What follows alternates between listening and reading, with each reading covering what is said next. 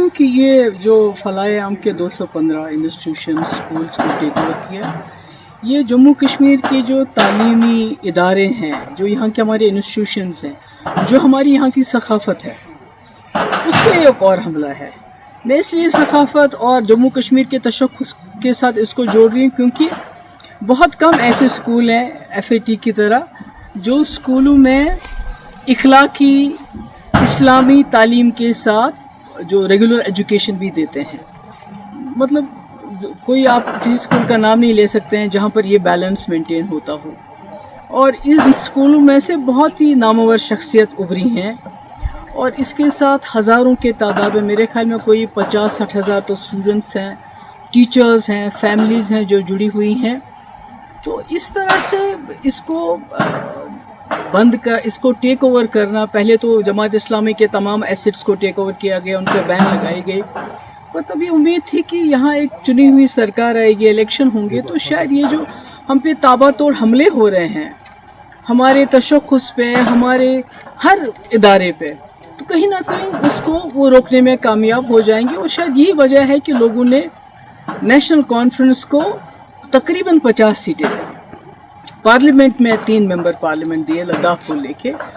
तो पर अफसोस की बात है कि बजाय इसके कि वो इस चीज़ को रोके, तो ये गवर्नमेंट की तरफ से ऑर्डर आना, मुझे लगता है कि ये मतलब एज अ कश्मीरी मुझे लगता है कि ये जो लोगों का जो भरोसा है उन पे क्या गुजरी होगी, मैं उसका अंदाज़ा नहीं लगाना चाहती। क्योंकि पिछले इलेक्शन में तमाम लोगों ने अपनी आइडियोलॉजी से बालातर उठ के, चाहे वो जमात इस्लामी थे, चाहे अहले हदीस थे, चाहे एम्प्लॉइज़ थे, चाहे टीचर्स एसोसिएशन थी, चाहे नौजवान थे, सब ने सोचा कि एक ही जमात को वोट देंगे ताकि ये जो तूफ़ान आ रहा है हम पे मरकज़ की तरफ से, इसको शायद एक जमात रोक पाएगी, एक ही जमात रोक पाएगी। क्योंकि PDP को तोड़ फोड़ करके PDP लगता था लोगों को ये ख़त्म हो चुकी है, ये मुकाबला नहीं कर पाएगी।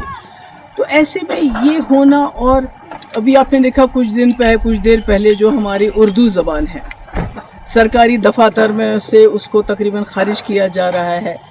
हमारी किताबों, हमारे जो सिलेबस है, जो करिकुलम है, उसमें जो है हमारे शेखुल आलम रहमतुल्लाह अलैह हैं, या हमारे अल्लामा इकबाल साहब हैं, या इसी तरह जो हमारे आगा शाहिद साहब हैं, उनको बिल्कुल उससे अलग किया जा रहा है। तो सरकार जो है खामोश है, और इस बार तो सरकार हिस्सा बन गई। आपको याद होगा 2016 और 17 में जब यहाँ बहुत हालात ख़राब हुए, पथराव रोके ना रुके, दिल्ली से इतनी बड़ी टीम आ गई, बड़े बड़े मिनिस्टर्स की, बड़े बड़े पॉलिटिशियंस की, और हुर्रियत के दरवाज़ों पे गई कि आप दरवाज़ा खोलिए, हमसे बात कीजिए, दरवाजे बंद कर दिए। यानी इतने हालात ख़राब थे। उस वक़्त मेरे ऊपर बहुत प्रेशर आया था कि आप जमात इस्लामी के ऊपर क्रैक डाउन कर लीजिए, बैन कर लीजिए, इनको PSA लगा लीजिए, इनके एसेट सीज कर, जो अब हो रहा है, जो इस वक्त की सरकार इस वक्त कर रही है। मगर मैंने सोचा कि अगर मैं अपने ही लोगों पे बिला वजह इस किस्म की कार्रवाई, या तो कोई सबूत हो कि भाई इस वक्त ये कुछ ऐसा कर रहे हैं तो आप कोई एक्शन लोगे, मगर सिर्फ इनकी आइडियोलॉजी की वजह से किसी ने जाके दिल्ली में चुगली खाई थी कि भाई वहाँ जो भी कुछ कर रहे हैं वो जमात इस्लामी के लोग कर रहे हैं, जो पथराव हो रहा है, जो मुल्क के मुखालिफ जो मुहिम चल रही है, वो सब जमात इस्लामी। पर मैंने उस वक्त स्टैंड लिया, जैसे मैंने कठुआ में स्टैंड लिया। हालांकि मेरे पास अक्सरियत नहीं थी, हम PDP BJP सरकार में बने हुए थे। आज नेशनल कॉन्फ्रेंस के पास अपनी अक्सरियत है, उसके बावजूद वो इस किस्म के फैसले करती है। मुझे लगता है ये अफसोस के लायक है। और इसके बारे में क्या कहूँगी, वैसे तो लोग कहते हैं कि कहीं ना कहीं नेशनल कॉन्फ्रेंस और जमात इस्लामी का पुराने वक्त से चल रहा है कि जब शेख साहब मरहूम 77 में आ गए, उसके बाद जमात इस्लामी वालों के साथ क्या किया गया, किस तरह इनके घर चलाए गए, क्या क्या हमारी मुक़द्दस किताबें भी नज़र आतश की गई। उसके बाद 87 के बाद क्या किया गया, जो फलाएम ट्रस्ट के टीचर है उनको कैसे पब्लिक सेफ्टी एक्ट लगाया गया।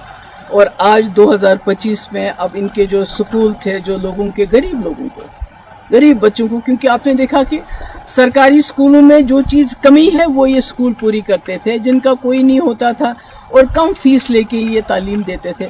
تو آج انہوں نے اتنا بڑا سسٹم جو ایک بنا ہوا ہے اس کو ایک حساب سے تباہی کے دہانے پہ پہنچا دیا ہے. کئی گھر اس کے ساتھ وابستہ ہے, کئی ٹیچر, سب کا مستقبل جو ہے. میم آپ نے